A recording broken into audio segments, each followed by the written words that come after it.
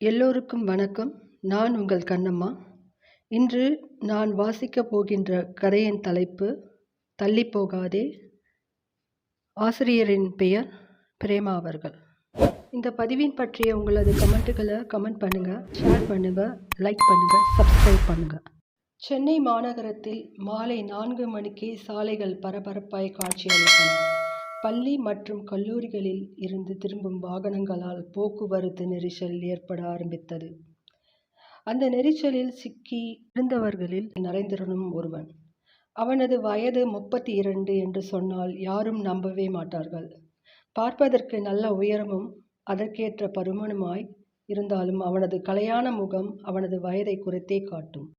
நரேந்திரன் பிறந்து வளர்ந்தது சென்னை என்றாலும் கல்லூரி படிப்பில் தொடங்கி இன்று வரை பெங்களூரு வாசியாக மாறிவிட்டவன். 2 நாட்களுக்கு முன்பு தான் அவன் மீண்டும் சென்னையில் குடியேறி இருக்கிறான். அவன் தன்னுடைய தொழிலை சென்னையில் ஆரம்பித்திருந்தான். நரேந்திரன் தன் காரை அந்த அடுக்குமாடி குடியிருப்பிற்குள் செலுத்தினான். காரை நிறுத்திவிட்டு தன் வீட்டிற்கு செல்லாமல் அந்த குடியிருப்பை ஒட்டியிருந்த சிறுவர் பூங்காவிற்கு சென்றான். அங்கே குழந்தைகள் விளையாடி கொண்டிருந்தனர். அங்கே இருந்த சிமெண்ட் இருக்கையில் ஒன்றில் அமர்ந்து கொண்டு அவர்களை வேடிக்கை பார்க்க ஆரம்பித்தான். "ஹாய் அம்மா, என்ன நல்லா ஆட்டுங்க" என்று ஊஞ்சலில் அமர்ந்திருந்த குழந்தை அருகே இருந்தவரிடம் கூறிக்கொண்டிருந்தது.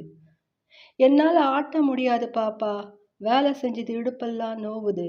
நான் ஒரு ஓரமா போய் உட்கார போறேன், நீ ஏன் விளையாடு" என்று கூறிவிட்டு அந்த ஆயம்மா குழந்தையை விட்டு அகன்று சற்று தள்ளி போய் அமர்ந்து கொண்டாள். தன்னை போல் இன்னொரு வீட்டு வேலையாளும் அங்கே அமர்ந்திருக்கவும் அவர்கள் இருவரும் கதை பேச ஆரம்பித்தார்கள். அந்த குழந்தையால் ஊஞ்சலை உந்தி தள்ள முடியவில்லை. அதனால் ஊஞ்சல் அசைவேனா என்றது. யாரேனும் தனக்கு உதவ மாட்டார்களா என்று அவள் சுற்றிலும் நோட்டம் விட்டாள். நரேந்திரன் ஒரு புன்னகையுடன் அவள் அருகே எழுந்து சென்று, "நான் ஆட்டி விடட்டுமா" என்று கேட்டதும் முகம் மலர தன் தலையை ஆட்டினாள். அவனும் 5 நிமிடங்களுக்கு அந்த ஊஞ்சலை ஆட்டிவிட்டான். அவள் உற்சாகமாய் சப்தம் எழுப்பியவாறு அதில் ஆடிக்கொண்டிருந்தாள். "போதும் பேபி, இதுக்கு மேல ஆடக்கூடாது" என்றான். "இன்னும் கொஞ்ச நேரம்." "நோ, மற்றவங்களுக்கு சான்ஸ் கொடுக்கணும்ல" என்றவன் அவளை ஊஞ்சலிலிருந்து இறக்கி விட்டுவிட்டு அந்த சிமெண்ட் இருக்கையில் சென்று அமர்ந்து கொண்டான். அவன் அருகே வந்தவள் அவனை மேலும் கீழும் அளவிட்டாள். "என்னடா பேபி அப்படி பார்க்குற?" "நான் ஒன்றும் பேபி கிடையாது, மிதுலா, மித்துக்குட்டி." "ஓ, உன்னை குட்டின்னு கூப்பிடலாம், ஆனால் பேபின்னு கூப்பிடக்கூடாதா?" என்று கேட்டவன் அவள் கன்னத்தை பிடித்து கொஞ்சுவதற்கு கை நீட்டவும் அவள் அவனது கையை தட்டிவிட்டாள். "என்னை தொடாமல் பேசுங்க, எனக்கு யாராச்சும் என்னை தொட்டா பிடிக்காது" என்று பெரிய மனுஷி தோரணையில் சொன்னவளை கண்டு புன்னகைத்தான். "சரிங்க மித்துக்குட்டி, நான் உங்களை தொடலை. என்ன எதுக்கு அப்படி பார்த்தீங்கன்னு இன்னும் நீங்கள் சொல்லலையே." "உங்களை பார்த்தா சூப்பர்மேன் மாதிரி இருக்கீங்க அங்கிள்." "அங்கிள்? நான் அங்கிளா? அப்பான்னு சொல்லாமல் அங்கிள் சொல்கிறாளே" என்ற வார்த்தை தந்த வலியை விழுங்க அவனுக்கு சில நொடிகள் தேவைப்பட்டது. அவளோட 1.25 வயசுல போன நீ அவளோட 3.5 வயசுல தான் திரும்பி வந்திருக்க. அப்புறம் எப்படிடா அவளுக்கு உன்னை அடையாளம் தெரியும்? நீ அப்பப்போ வந்து அவளை பார்த்து இருக்கணும் என்று மனசாட்சி இடித்தது. "நான் வந்தேனே, ஆனால் இவ தாத்தா என்னை திருப்பி அனுப்பிட்டாரே. இவளோட அம்மா என் ஃபோட்டோவை காட்டி இதே தான் உங்கள் அப்பான்னு சொல்லி வளர்த்துருக்கலாம்ல" என்று தனக்குள் வாதிட்டு கொண்டிருந்தான். "என்ன அங்கிள் யோசிக்கிறீங்க? நீங்க சூப்பர்மேன் மாதிரியே பெரிய ஆளா இருக்கீங்க. நான் சொன்னது சரிதானே?" "மித்து பேபி, சொன்னால் சரியாத்தான் இருக்கும்." "திரும்பி பேபி சொல்லாதீங்க அங்கிள். எங்க டாடி மட்டும்தான் என்ன அப்படி கூப்பிடணும்." "ஓ, உங்க டாடி உன்னை அப்படித்தான் கூப்பிடுவாரா?" "ம், அப்படிதான் அம்மா சொல்லுவாங்க. எங்க டாடி ஃபாரின்ல இருக்காரு. நான் அவரை பார்த்து ரொம்ப நாள் ஆச்சு தெரியுமா. எனக்கு அவரை பார்க்கணுன்னு ஆசையா இருக்கு." தன் மகளை இழுத்து அணைத்து கொள்ள வேண்டும் என்று தோன்றிய ஆவலை கட்டுப்படுத்தி கொண்டு கைகளை இறுக்கமாய் மூடி அமர்ந்திருந்தான். "நான் சீசா விளையாட போறேன், நீங்க இன்னொரு சைடு உட்காரீங்களா?" "நானா? சீசா உடைஞ்சிடும்." ஆமா, நீங்க சூப்பர்மேன். அப்போ சும்மா கை வச்சு அமுக்குங்க. சரியா? உனக்கு என்ன அசிஸ்டண்ட் ஆக்க பார்க்கிறியா? நாட்டி கேர்ள் என்றவன் அவளோடு சென்று அந்த விளையாட்டையும் விளையாட உதவி செய்தான். மித்து, நான் உன்னோட ஃப்ரெண்டு தானே? ஆமா, நீங்க எனக்கு ஃப்ரெண்டு தான். அப்போ நீ என்ன ஃப்ரெண்டுன்னு கூப்பிடுறியா? அவள் தன்னை அப்பா என்று கூப்பிடவில்லை என்றாலும் அங்கிள் என்று அழைக்க வேண்டாமே என்று நினைத்து அவன் அவ்வாறு கேட்டான். நான் சின்ன பொண்ணு, நீங்க பிக் அங்கிள். அதனால நான் உங்களை ஃப்ரெண்ட் அங்கிள்னு கூப்பிடுறேன் என்றதும் வெறுத்து போனான். யார் தம்பி நீங்க புதுசா இருக்கீங்க என்று மிருதுளாவுடன் வந்திருந்த ஆயா அம்மா நரேந்திரனை விசாரித்தாள். நான் பக்கத்து அப்பார்ட்மெண்ட்டுக்கு புதுசா குடி வந்திருக்கேன். சி பிளாக்ல 2வது மாடியில இருக்கேன். இந்த பொண்ணும் அதே பிளாக் தான். முதல் மாடியில குடியிருக்கா. அது தெரிந்து தானே வந்திருக்கிறேன் என மனதில் நினைத்து கொண்டவன், அப்படியா என்று மட்டும் கேட்டான். பை முத்து என்று அவளிடம் கையாட்டி விடைபெற்றவன் தன் காரை எடுத்து கொண்டு நேரே அலுவலகத்துக்கு சென்றான். மகளுடன் விளையாடுவதற்காகவே வேலையை பாதியில் விட்டுவிட்டு அலுவலகத்திலிருந்து வீடு வந்திருந்தான். அவன் சொந்தமாய் பிசினஸ் செய்து கொண்டிருந்தான். அதனால் அவன் எப்பொழுது வேண்டுமானாலும் போகலாம், வரலாம். யாரும் அவனை கேள்வி கேட்க முடியாது. தன் வேலையை முடித்த சிந்து அலுவலகத்தில் இருந்து வீட்டிற்கு கிளம்பினாள். அவள் அருகே வந்த அலுவலக தோழி ஒருத்தி, என்ன சிந்து, வீட்டுக்கு கிளம்பிட்டீங்களா என்றாள். என் பொண்ணு காத்துக்கிட்டு இருப்பா. உங்களை பார்த்தா உங்களுக்கு 3.5 வயசுல பொண்ணு இருக்குன்னு யாருமே சொல்ல மாட்டாங்க. எங்கள் வீட்டில் நான் படித்து முடித்த உடனே எனக்கு கல்யாணம் பண்ணி வச்சுட்டாங்க. இப்போது தானே எனக்கு 26 வயசாகுச்சு.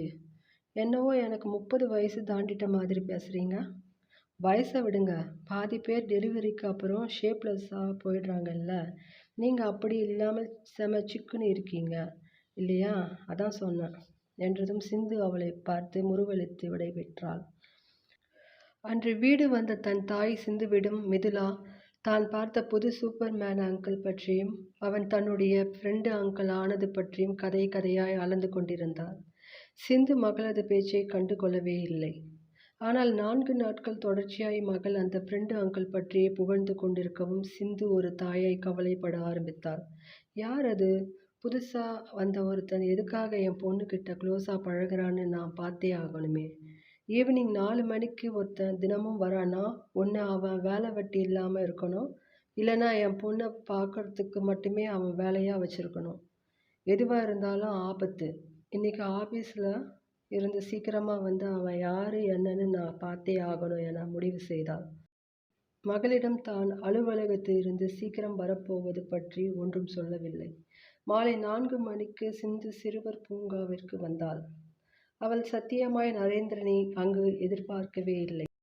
வெகு சில மாதங்களுக்கு பிறகு கணவனை கண்டவள் அப்படியே சிலையாய் நின்று விட்டாள்.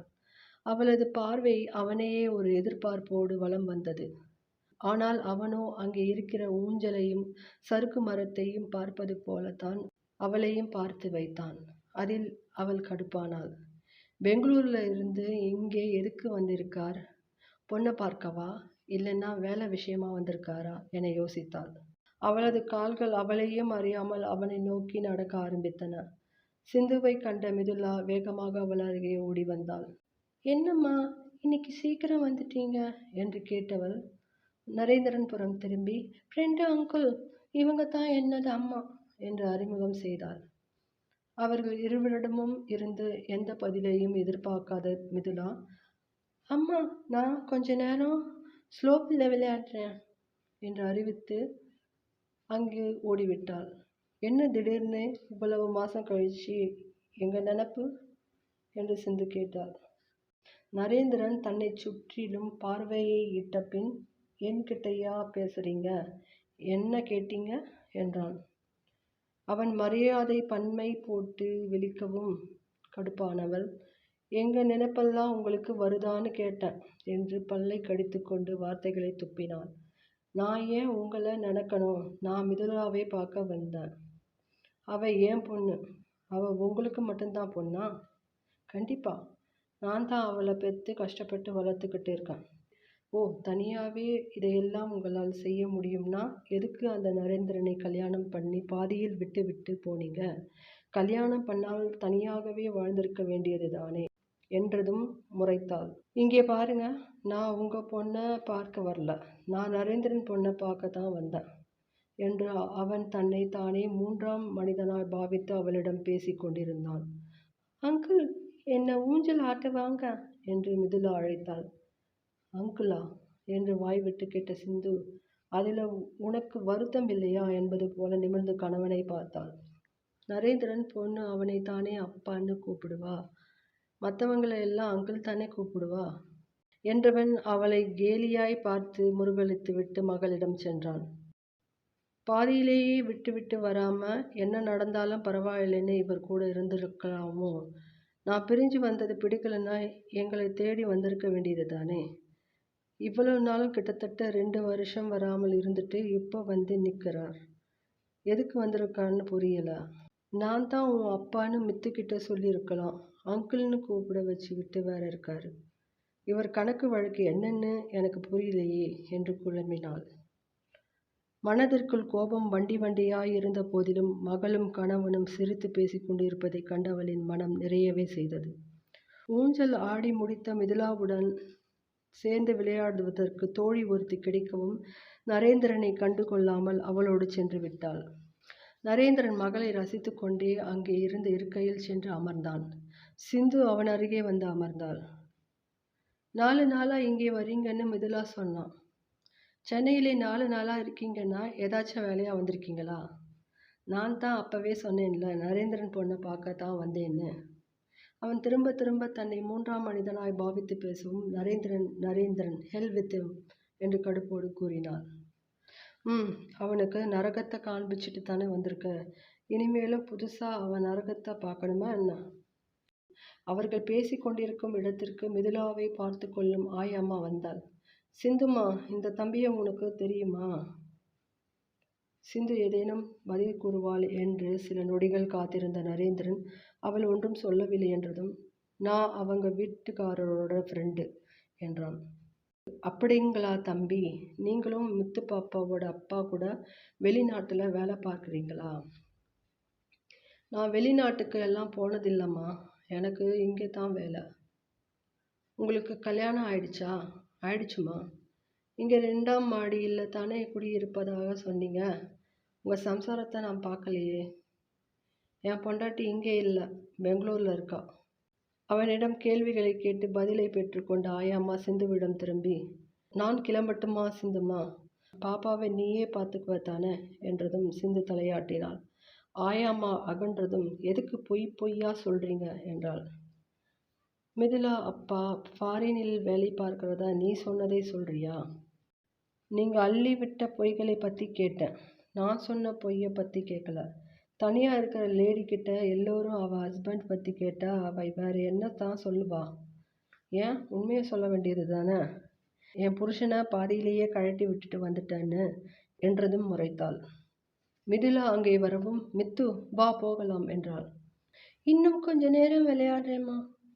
விளையாடின வரைக்கும் போதும், வா போகலாம்.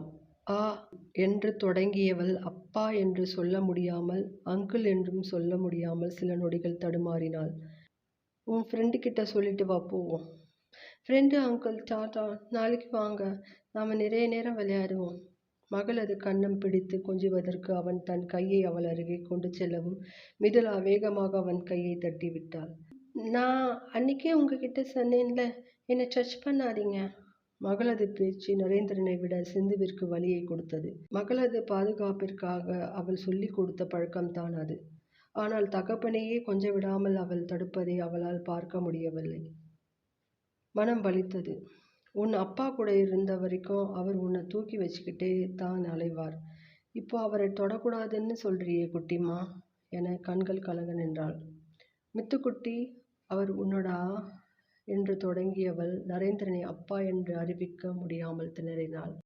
இவர் நமக்கு ரொம்ப ஃப்ரெண்டுமா, அவர் தொட்டால் தப்பில்லைடா குட்டி, வேற யாரையும் தான் தொட விடக்கூடாது என்றாள். தாய் கூறியதை கேட்டு யோசனையில் ஆழ்ந்த மிதுலா சில நொடிகளுக்கு பின் நரேந்திரன்புரம் திரும்பி, சரி, ஓகே. ஆனா என்ன கொஞ்சுறேன்னு சொல்லி நீங்க என் கன்னத்தை பிடிச்சு இழுக்கக்கூடாது, என் தலையை கலைச்சி விடக்கூடாது என்று கட்டளையிட்டாள். இல்ல, நான் உன்னை டச் பண்ணாம இருக்கிறேன் என்று மகளிடம் கூறியவன், அங்கிளுக்கு உரிய எல்லை இதுன்னு எனக்கும் தெரியும். நான் அதையே மெயின்டைன் பண்ணிக்கிறேன் என்று சிந்துவிடம் முணுமுணுத்தான். மகளை பார்த்து கை அசைத்து விடை பெற்றவன் மறந்தும் சிந்துவின் புறம் திரும்பாமல் சென்றான். அன்று அவன் காரில் வரவில்லை, கால் டாக்ஸியில் தான் வந்திருந்தான். சிந்துவை பார்த்த கடுப்பில் கால் டாக்ஸிக்காக காத்திருக்க வேண்டாம் என முடிவு செய்தவன் ஓடும் ஆட்டோ ஒன்றை கை காட்டி நிறுத்தி அதில் ஏறிச் சென்று விட்டான். அவனும் ஆயாமாவும் அவன் இதே அடுக்கு மாடி குடியிருப்பில் 2வது மாடியில் குடியிருப்பதாக பேசிக்கொண்டதை சிந்துவும் கேட்கத்தான் செய்தாள்.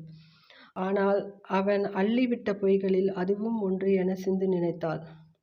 அவன் ஆட்டோ ஏறிச் செல்லவும் அவன் வெளியில் இருந்து வந்து மிதுலாவை பார்த்துவிட்டு செல்வதாகவே சிந்து நம்பினாள். இவர் ஒன்று தான் பொண்ணுக்கிட்ட வந்த அன்னைக்கே தான் அப்பான்னு சொல்லியிருக்கணும், சொல்லாமல் விட்டுட்டார். இப்போ நான் திடுதிப்புன்னு இவர் தான் உன் அப்பான்னு சொன்னா, அப்போ அப்பா ஃபாரின் போயிருக்காருன்னு நீ பொய்யா சொன்ன என்று முத்து கேட்பாளே. என்னை சிக்கலில் மாட்டி விடுவதற்காகவே வந்திருக்கிறார் போல என திட்டிக் கொண்டாள். இது போன்ற மற்றும் ஒரு பதிவில் உங்களை சந்திக்கும் வரை நான் உங்கள் கண்ணம்மா.